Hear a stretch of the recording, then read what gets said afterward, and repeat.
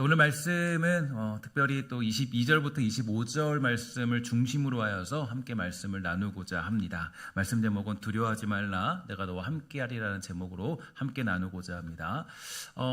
제가 굉장히 좋아하는 그런 목사님이 계신데 제럴드 시처 목사님이라는 분이라고 있습니다. 근데 그분은 이제 어떤 일을 겪었냐면 21살 때 사랑하는 아내 린다와 결혼을 하게 되었는데 이 제 짝을 만났다라고 확신했고 이 불임 중에 이 축복으로 6년 동안 4명의 아이를 낳았던 그런 사람이었죠.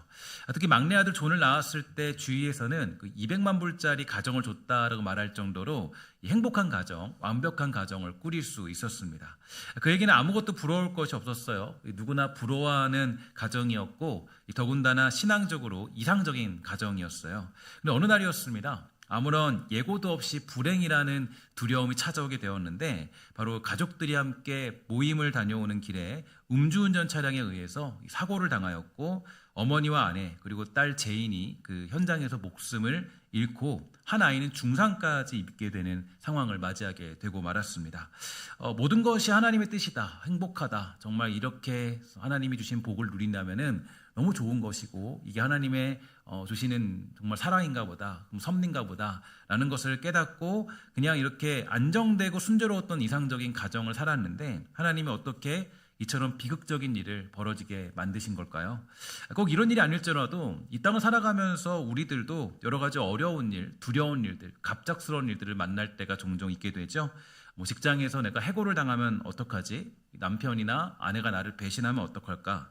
자녀가 잘못된 길을 가면 어떠한 상황에 놓일까? 라는 하면서 수많은 불안감들을 가질 수밖에 없습니다. 이런 불안감들을 가지다 보면 이 두려움이라는 것이 우리를 감옥에 몰아넣고 이 문을 잠근 뒤에 사라져버리는 그런 어떤 경험들을 하게 되는데요. 만약에 내가 옥중에 갇혀있는 그 두려움이라는 옥중에 갇혀있는 상황 가운데 그 철문을 열고 당당히 걸어 나올 수 있다면 얼마나 우리가 행복한 삶을 살아갈 수 있겠습니까? 이런 사람들이 성경에는 두 사람이 등장하는데요. 바로 베드로와 바울이라는 인물이었습니다. 베드로도 바울도 아주 육중한 감옥, 이 두려움과 같은 두려움이 쌓여있는 그 감옥에 갇혀있을 때 하나님의 인도하심과 그분의 능력으로 인해서 이 감옥에서 벗어날 수 있게 되었죠. 단단하게 잠겨있는 감옥문이 열리고 그곳을 탈출할 수 있는 일을 상상해 보면 저는 지금도 마음이 굉장히 두근거리는 것이 사실입니다. 우리들도 이러한 일을 우리 인생에서 경험할 수 있는 방법이 있는데 바로 오늘 본문에서 나타나고 있죠. 예수님은 풍랑을 만난 제자들에게 너희 믿음이 어디에 있느냐 이렇게 말씀하셨어요. 언뜻 들으면 주님께서 정말로 진지하게 묻고 계신지 헷갈릴 정도예요. 왜냐하면 지금 예수님의 질문은 함께 헤엄을 치던 친구에게 야, 너 몸이 왜 이렇게 젖었니? 라고 묻는 꼴과 같은 상황이기 때문입니다. 하지만 예수님은 더할 나위 없이 진지하게 물으셨고 또 이 질문을 받은 이들은 고민하기 시작했습니다. 아주 무시무시한 폭풍 탓에 저녁 늦게 산책남아 나선 갈릴리 항해가 공포에 널뛰기로 돌변했기 때문이겠죠. 그날 배를 탔던 한 제자는요, 당시를 이렇게 묘사하고 있어요. 광풍이 호수로 내리침에 배에 물이 가득하게 되어서 위태하게 되었다. 그래서 광풍은 이제 세이모스라는 단어로 사용되었는데 한마디로 바다와 하늘이 온통 요동치면서 솟구치는 걸 뜻하는 그런 단어였습니다. 세이모스는 영어에서 지진을 연구하는 학자나 지진계를 뜻하는 영어 단어의 어원이 되는데요. 그러니까 이 광풍은 지나가는 바람 정도가 아니라 뼛속까지 흔들리는 공포를 의미하는 것입니다. 분명히 배에는 바다에서 잔뼈가 굵은 베드로와 요한이 타고 있었고요. 그들은 파도가 요동칠 때 중심을 잡으려고 안간힘을 썼을 것이에요. 그러나 아무런 소용도 없었습니다. 광풍이 불어서 인간의 힘으로는 도저히 어떻게 할 수 없는 상황이 찾아오고 말았기 때문이죠. 특히 우리는 오늘 본문이 시작되는 내용을 조금 더 집중해 볼 필요가 있는데요. 22절부터 23절을 쉬운 성경으로 보면 이렇게 얘기해 주고 있어요. 어느 날 예수님께서 제자들과 함께 배에 오르셨습니다. 예수님이 말씀하셨어요. 호수 건너편으로 가자. 그래서 그들이 떠났습니다. 가는 동안 예수님은 잠이 드셨고 사나운 바람이 호수로 불어 닥쳤습니다. 배에 물이 가득 차서 위험에 빠졌습니다. 잘 보면 아시겠지만 제자들은 예수님의 말씀에 순종하게 된 것입니다. 예수님이 가자라고 했을 때 예 예수님 하면서 사람들을 뒤로한 채 예수님을 따랐던 그들의 모습들. 그러면 우리가 상상하는 것은 무엇입니까? 예수님과 함께 저녁 배를 타고 나오면, 여러분 저녁에 배를 타고 가면은 뭐 해가 이게 뉘엿뉘엿 지어지는 아주 아름다운 광경을 본다던가, 아니면 그 해가 탁 뜨면서, 그러니까 해가 딱 가라앉으면서 이렇게 독수리가 있을까 모르 독수리가 뭐 날아다닌다던가, 아니 엄청난 쇳대들이 확 지나간다던가, 야 예수님과 함께 이 배에 타니까 정말 놀라운 광경을 보는구나, 엄청난 일을 봤네 라고 하면서 우리는 그런 상상을 하게 되면서 아마 그 배에 타게 되지 않았을까요? 그러나 오늘 우리가 보는 본문의 의미, 본문이 얘기해주고 있는 것은 그리스도를 따라서 배에 오른다는 건 주님과 함께 물에 빠질 수도 있다는 것을 의미하는 내용이 되죠.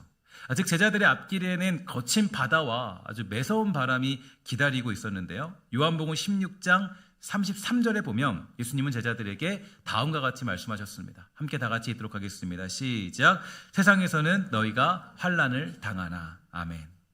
당할 수도 있으나 당할지 모른다, 혹은 당할 가능성이 있다, 그럴지도 몰라, 너 그렇게 고통당할지도 몰라, 어려움이 있을지 몰라, 그럴 수도 있을걸, 이렇게 얘기하지 않고 뭐라 그러냐면 세상에서는 너희가 환난을 당할 것이다, 이렇게 분명히 아주 선언하면서 주님이 말씀하고 계시죠. 예수님을 쫓는 이들이 병에 걸릴까 안 걸릴까요? 병에 걸리죠. 또 세상을 떠난 어린 자녀를 땅에 묻는 일도 생기고요, 또 온갖 여러 가지 많은 문제들과 싸워야 하는 삶을 살아가기도 합니다. 언제 어떤 일이 생길지는 아무도 모르는 인생길을 걸어가고 있어요. 제가 최근에 한번 TV 프로그램을 봤는데, TV 프로그램이 뭐냐면 요즘에 유행하는 블랙박스에 담긴 내용을 이렇게 이제 한 변호사가 나와서 설명해 주는 내용이에요. 그 내용을 보는데 이런 장면이 있더라고요. 어떤 분이 이제 그 자동차를 쫙 몰고 가다가 급발진이 의심되는 그런 상황을 만났는데 차가 막 빨리 달리니까 누가 잘못인지 모르겠어요. 자동차인지 사람인지 모르지만 어쨌든 막 차가 막 나가는 거예요. 그러니까 이분이 블랙박스가 이제 담겨 있는 가운데 소리를 칩니다. 하나님 아버지 살려주세요. 하나님 좀 살려주세요. 좀 도와주세요. 막 소리를 질러요. 멈추게 해주세요. 막. 그러나 자동차는 멈추지 않았습니다. 계속 달리다가 결국 사고가 나고 말았죠. 물론 목숨은 건졌지만 다행히도 막 사람이 죽거나 그러지는 않았고 조금 이제 다쳤다라고 그렇게 얘기를 하더라고요. 그러니까 이제 그 영상을 보면서 사람들이 이런 댓글을 달아요. 야, 내가 이래서 하나님 안 믿는다. 신이 어딨냐? 그렇게 이제 사람들이 댓글을 달더라고요. 이럴 때 놀랍게도 하나님께서 그냥 갑자기 탁 기도했을 때 멈춰주시면 좋겠는데, 우리 그렇잖아요. 이 블랙박스에 담긴 내용이라면은 이거 빼도 박도 할 수 없는 내용이잖아요. 그러니까 하나님이 한 번에 탁 하고 멈춰주면 좋겠는데, 아쉽게도 그런 모습은 포착되지 않았습니다. 이처럼 그리스도인들을 이 땅의 사람들과 구별하는 특징이 있다면, 이 폭풍우가 완전히 사라진 순적한 삶이 아니라 두 사람의 차이점은 광풍을 겪을 때 어떤 상황에서도 흔들리지 않는 그리스도를 발견하는 데 있습니다. 오늘 보면 24절에 보니까 이렇게 되어져 있죠. 함께 다 같이 읽도록 하겠습니다. 시작. 제자들이 나와 깨워 이르되 주여 주여 우리가 죽겠나이다 한데 예수께서 잠을 깨사 바람과 물결을 꾸짖으시니 이에 그쳐 잔잔하여 지더라. 아멘. 지금 제자들은 죽을 똥을 싸면서 이 파도와 맞서 싸우고 있는데요, 소리를 지르면서 이제 곧 죽겠다라고 말합니다. 그런데 예수님은 주무시고 계시죠. 성경은 예수님이 풍랑 때문에 잠을 설치셨다, 놀래서 일어나셨다, 이게 무슨 일이냐 하면서 헐레벌떡 잠자리를 박차고 나왔다라고 말하지 않고, 제자들은 이제 곧 죽게 생겼다 소리치고 있다가 아주 곤히 잠들어 계신 예수님을 발견하고 그분을 깨우러 간 것으로 묘사해주고 있습니다. 언젠가 제가 배를 타고 건넌 적이 있었는데요, 바다를 건넌 적이 있었는데 그렇게 길지 않은 코스였어요. 파도가 울렁울렁 치기 시작했습니다. 아주 강력해 보이는 파도는 아니었지만 마치 파도가 물속으로 배를 치는 것만 같았어요. 배를 많이 타본 경험은 없겠지만 저는 얼마나 무서웠는지 모릅니다. 또 저는 어지러움증이 약해서 이 배멀미를 시작했고 마음 졸이며 의자를 꼭 붙잡고 앉아 있을 수밖에 없는 상황이었어요. 더 나아가서 다른 복음서를 보면요, 예수님은 고물에서 베개를 베고 주무셨다라고 하는데, 고물, 그러니까 배 뒤편에서 베개를 베고 잠을 드셨던 거죠. 베개를 베고 주무셨다는 것은 아예 작정하고 잠을 청하셨다라고 할 수 있는데요. 광풍이 오는 것을 아시면서도 아예 한숨 주무시기로 결정하시고 갑판 구석으로 가서 베개를 베고 꿈나라에 들어가신 것입니다. 그 무서운 파도가 치는데 저는 정말 그 파도가 너무 무서웠는데 예수님은 이 제자들도 견딜 수 없는 파도를 만나면서도 잠을 자고 계신 거예요. 이 장면을 목격한 제자들이 얼마나 당황스러웠을까요? 더군다나 예수님은 너무나 당황스러워하고 있는 제자들에게 이렇게 말씀하십니다. 동문서답 같은데 너희 믿음이 어디 있느냐? 갑자기 말씀하세요. 그러나 제자들은 두렵고 놀라서 말합니다. 이분이 도대체 누구길래 바람과 물에게 호령하고 바람과 물이 이분에게 순종하는가? 이렇게 놀라면서 오늘의 일화는 마무리되고 있죠. 그럼 지금 이 내용이 우리에게 주는 메시지는 과연 어떤 것일까요?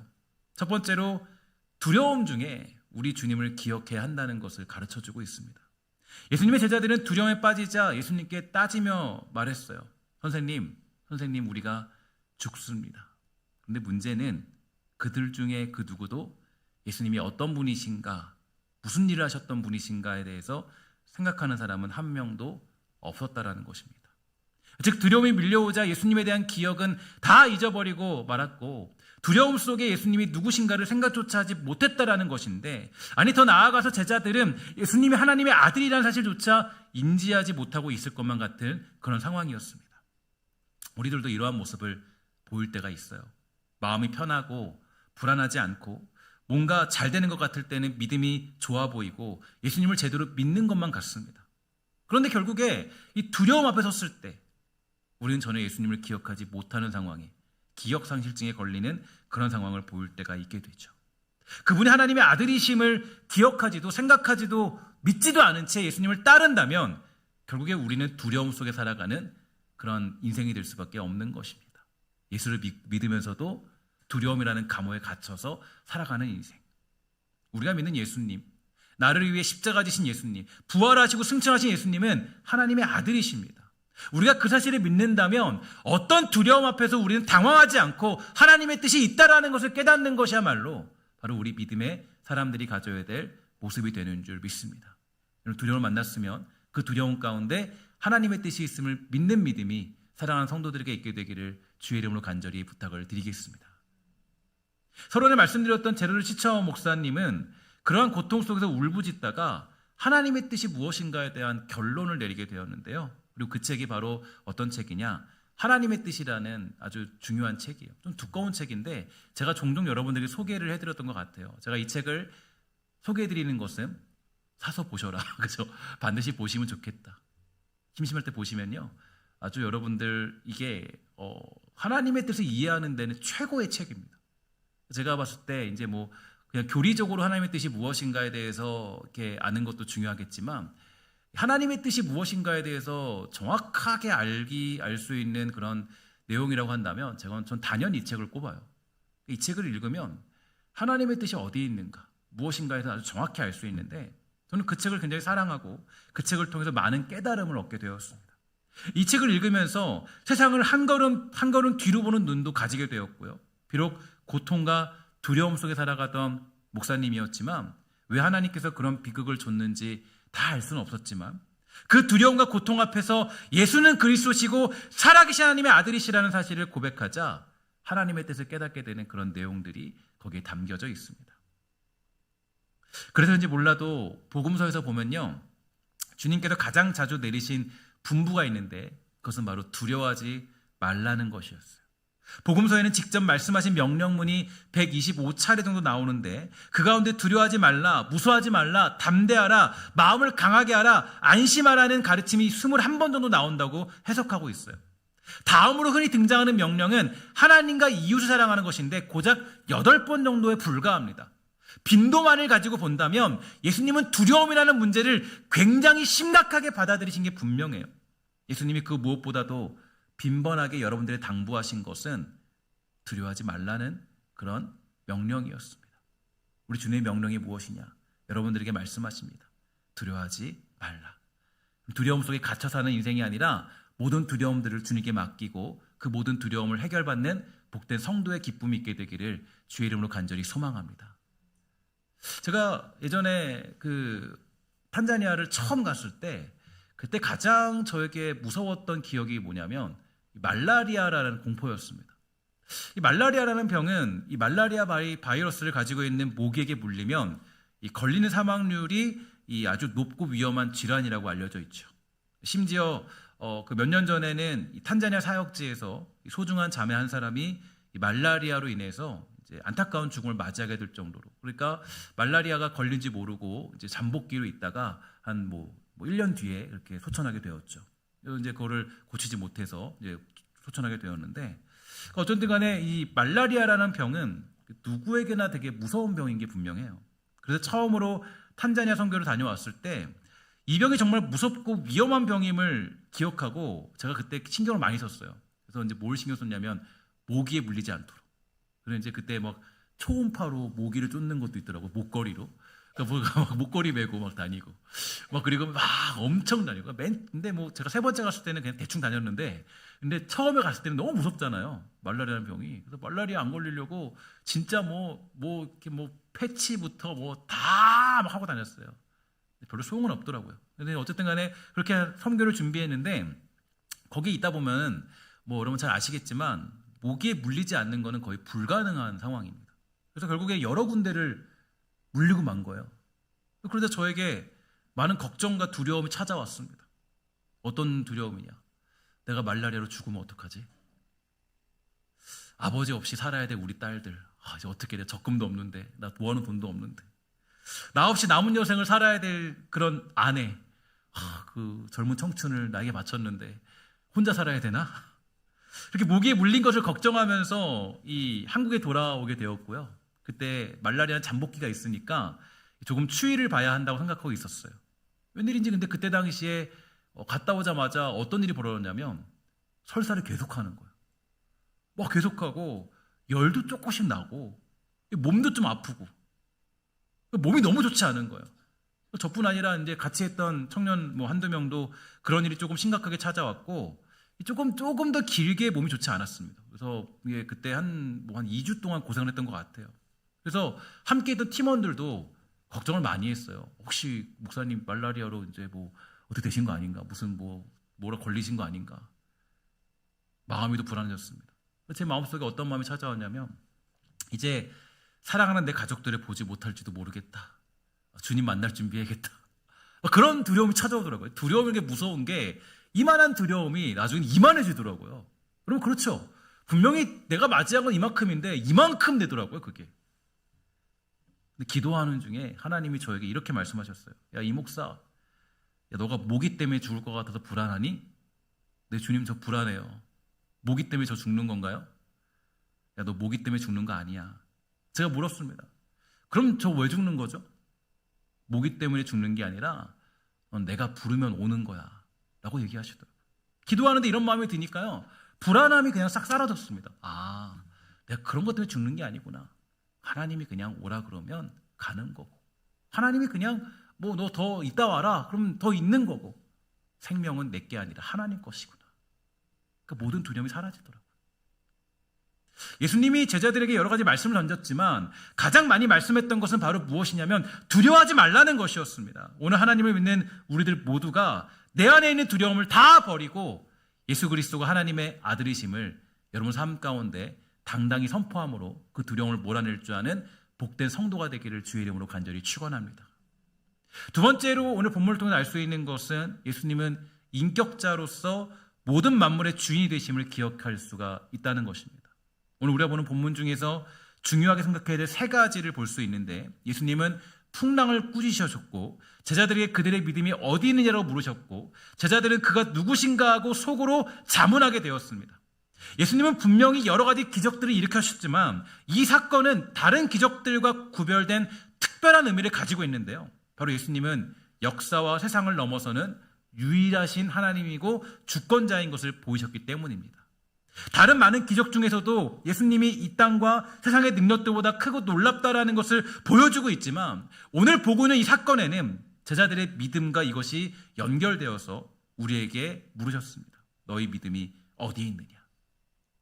예수님이 제자들에게 너희 믿음이 어디 있느냐라는 질문을 한 것은 이 제자들이 예수님으로 인하여서 세상의 어떤 문제들을 완화해주고 개선시켜주는 분으로 믿고 있었지만, 예수님은 자신이 이 땅의 창조주이시고 만유의 주이시며 섭리하시는 분이라는 것을 아느냐고 질문하셨던 것입니다. 너희 믿음이 어디에 있느냐? 그저 너희 삶을 조금 더 개선해 주는 데 있느니? 거기에 믿고 있니?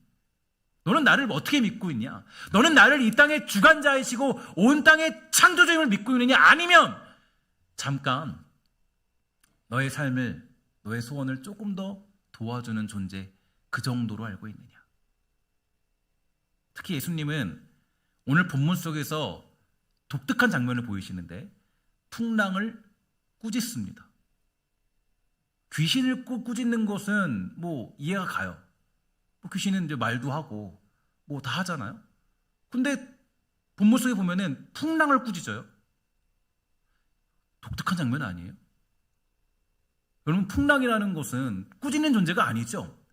풍랑을 뭐 꾸짖는다, 이거는 사실 말이 안 되는 거예요. 풍랑을 꾸짖어요. 되게 독특한 장면이에요. 그러니까 여기서 꾸짖는다는 것은 이런 의미입니다. 윗사람이 아랫사람에게 하는 일이에요. 그러니까 꾸짖을 때 이 단어들과 내용들을 보면 윗사람이 아랫사람에게 꾸짖는 겁니다. 독특한 장면이죠.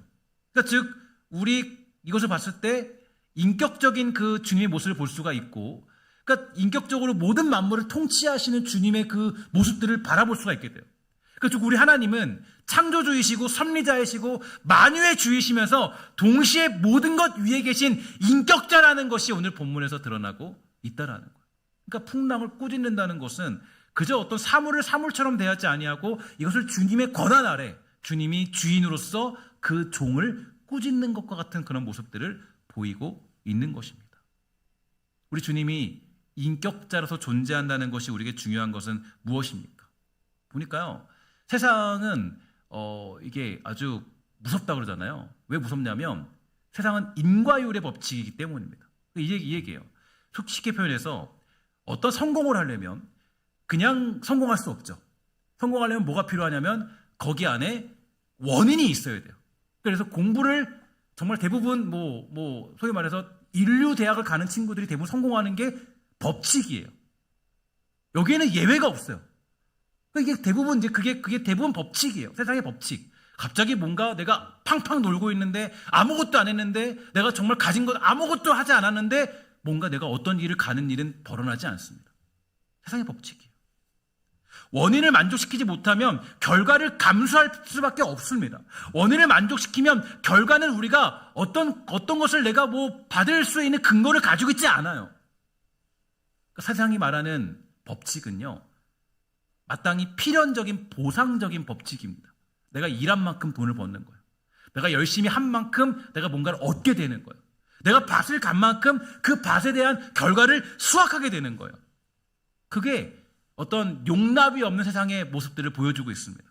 그런데 오늘 본문에서 꾸짖는다라는 그 의미가 되게 중요한 것이 뭐냐면, 이 땅을 창조하시고 이 땅을 섭리하시고 이 땅을 이끌어 가시는 분이 세상의 모든 법칙들을 그런 인과율의 법칙으로 이끌어 가지 아니하시고 인격자로서 존재하고 계신다. 여기에는 뭐가 있냐면, 여기에는 어떤 필연적인 보상이 아니라 어떤 거기에 넉넉함이 있다라는 것을 볼 수가 있게 돼요. 내가 부족해도, 내가 연약해도, 내가 좀 어떤 원인을 충족하지 못했어도, 내가 가지고 있지 못했어도, 부족했어도 내가 뭔가를 구할 수 있는 근거가 가지고 있다라는 것이 인격자라는 그 주님이 존재하는 어떤 우리에게는 복이 되는 모습이 되는 것입니다. 이럴 때는 내가 뭐 할 수 있습니까? 우리의 창조주가 인격자라시면 그러면 우리는 하나님 앞에 용서를 구할 수도 있고요, 애원할 수도 있고요, 다음에 기회를 달라고 이야기할 수도 있는 거예요. 그게 뭐냐면 바로 기도죠. 기도가 여러분 보면요, 아주 완벽하고 대단한 기도를 드려야만 그 기도를 들으신 하나님이 응답하시는 게 아니에요. 내가 뭔가 대단한 치성을 드려야만 하나님이 여러분들의 삶에 어떤 걸 응답해 주시는 것이 아니에요. 왜냐? 우리 주님은 인과율의 법칙으로 역사하지 아니하시고, 주님은 어떤 분이세요? 인격자로서 모든 만물을 통치하시며 우리 위에 계시기 때문이에요. 그래서 우리는 기도할 수 있는 거예요. 한 주 동안 여러분들이 하나님 앞에 다 부끄러운 짓만 했어도, 한 번도 성경을 보지 않았어도, 예배를 소홀히 했어도, 기도하지 않다가 어느 날 갑자기 나와서 기도한다 할지라도 거기에 뭐가 있어요? 하나님이 응답해 주시는 은혜가 있는 거예요. 하나님이 바로 인격자로서 우리의 모든 일들을 주관하시기 때문이에요. 완벽했기 때문에, 야, 한 주 동안 내가 완벽하게 살았어, 부끄러움 없이 살았어, 야, 그러니까 응답받을 만하지. 아닙니다. 하나님은 그렇게 역사하지 않으세요. 하나님은 저와 여러분들이 부족하고 연약하다 할지라도 일주일 동안 단 한 번도 예수 그리스도를 전하지 않고, 내가 한 번도 성경을 읽지 않았어도 그래도 하나님은 우리를 받아주시고 우리의 기도를 들으시는 하나님이 되는 것입니다. 그게 우리의 기도할 수 있는 이유고 근거예요. 그게 바로 신앙 안에서 굉장히 중요한 모습이 되는 거죠. 우리는 내가 만약에 정말 완벽하게 했다면 하나님께 기도하지 않을 것입니다. 왜 그런지 아십니까? 인과 법칙에서 나오는 당연한 보상이기 때문이에요. 내가 공부 잘해서 좋은 결과를 얻었는데 그것을 기도할 이유가 없죠. 내가 사업 잘해서 좋은 결과로 기도하지 않습니다. 우리가 기도하는 것은 자신이 충분한 결과를 기대할 수 없을 만큼 원인에 충실하지 못했을 때예요. 또한 우리는 그 원인이 가지는 결과보다 더한 것을 필요로 할 때 기도하게 됩니다. 그게 오늘 성경이 가르치고자 하는 의미 중에 굉장히 중요한 메시지가 되는 것입니다. 우리 주님은 인과율의 법칙보다 위에 인격적인 분으로 존재하기 때문에 오늘도 우리는 하나님께 때를 쓰기도 하고 은혜를 구하기도 하는 모습을 가질 수가 있게 되는 것이죠. 비록 우리가 완벽하지 않아도, 비록 우리가 대단하지 않아도, 응답받을 만한 근거를 조금도 가지고 있지 않아도, 그래서 우리는 어떤 상황을 만나도 하나님 앞에 은혜를 구하고 기도할 수 있고 주 앞에 엎드려서 정말 도움을 구할 수도 있는 이유가 거기에 있는 것입니다. 하나님이 우리의 기도를 들으시는 이유는 어디 있습니까? 내가 정말 모든 걸 잘했기 때문이 아니에요. 모든 걸 다 열심히 했기 때문이 아니에요. 한없이 부끄럽지만, 매일같이 부족하지만, 그래도 우리가 기도할 수 있는 이유는 우리 하나님이 여러분 우리 위에 그저 군림하시는 분이 아니라 우리를 인격적으로 대하시며 인격적으로 존재하시기 때문입니다.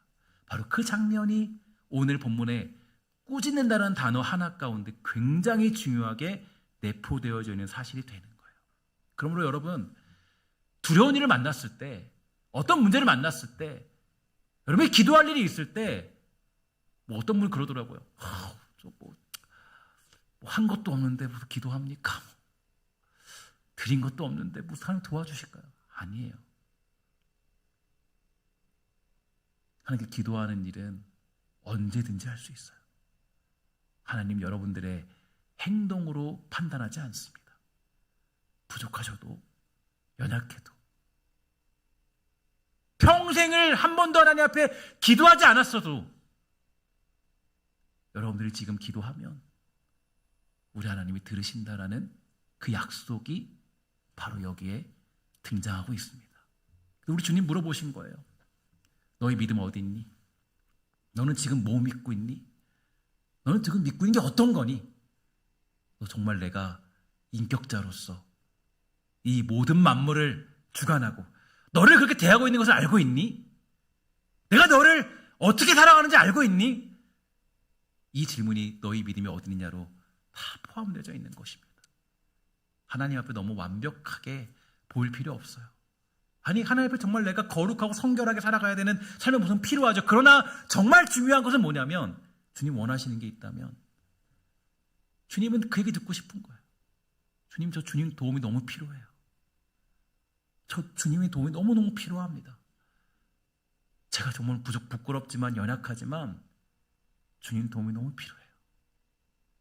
저는 오병이어의 기적을 생각할 때마다 그런 마음이 듭니다. 오병이어의 기적 가운데 주님이 물었어요. 이 떡을 그러니까 사람들을 어떻게 먹일 수 있겠니? 이 많은 사람을 어떻게 먹일 수 있겠니를 물었습니다. 근데 제자들이 머뭇머뭇거려요. 이 방법, 저 방법 있고. 근데 도저히 못 먹이겠다는 거예요. 주님이 그 제자들에게 듣고 싶었던 것은 어떤 얘기일까요?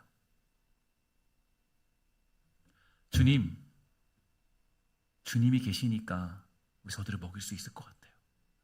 주님이 도와주시면 저들을 다 먹일 수 있고 이 문제를 해결할 수 있을 것 같아요. 그 얘기 듣고 싶었던 거예요. 근데 우리 그 얘기 잘 안 하려고 그러죠. 어려움이 있고 두려움이 있어도, 문제가 있어도 내 방식대로 해결하려고 그러고 내 마음대로 해결하려고 그래요. 우리 주님은 무엇이든지 들을 준비가 되셨는데 우리는 이거 올려드리면 이거 기도하면 이상하지 않을까? 아니에요. 여러분, 뭐 어떤 것도 괜찮습니다. 왜요? 우리 주님은 꾸짖는 분이시기 때문에, 우리 주님은 인격자이시기 때문에. 사랑하는 여러분, 삶의 어려움을 만날 때 우리는 두 가지 선택을 할 수 있습니다. 두려움에 사로잡히느냐, 아니면 믿음으로 나아가느냐. 예수님은 오늘도 우리에게 말씀하십니다. 우리 함께 다 같이 읽도록 하겠습니다. 시작. 두려워하지 말라, 내가 너와 함께 하리라. 아멘. 우리들이 괜찮은 모습이기 때문에 함께하는 것은 아닙니다. 우리 주님이 나를 사랑하시기 때문에 연약하지만, 부족하지만 우리 주님은 나와 함께하는 분이십니다. 오늘 우리가 어떤 광풍을 만나고 있든지 광풍보다 위에 계신 예수님께서 우리와 함께 하심을 기억합시다. 그리고 믿음으로 그분께 나아갑시다. 우리를 붙들고 계신 주님을 신뢰하며 두려움을 넘어 믿음으로 승리하는 삶을 살아가는 신성의 모든 권속들 우리 모두가 다 되시기를 주의 이름으로 간절히 부탁을 드리겠습니다. 기도하겠습니다. 사랑하는 아버지, 우리가 우리 주님을 아버지라고 부르고 우리 주님을 또 이 모습에도 주님을 찾고 부를 수 있음에 감사합니다. 일주일 동안 또 우리가 한 해 동안 살아가면서 너무나 부족하지만 주님께 했던 약속도 지키지 못하는 부끄러운 모습들이 너무나 많지만 그럼에도 불구하고 오늘도 우린 주님 앞에 나와 기도하고 예배합니다. 하나님, 사랑하는 백성들이 이 마음을 놓지 않고 한없이 부어지는 하나님의 은혜 가운데 더욱더 주 앞에 온전히 살아가는 복된 성도가 되도록 주여 인도하여 주시옵소서. 두려움에 빠진 영혼들이 있다면 그 두려움을 주께 맡기고 이겨내는 은혜를 베풀 줄 믿사오며 모든 것은 예수님의 이름으로 간절히 기도하옵소서.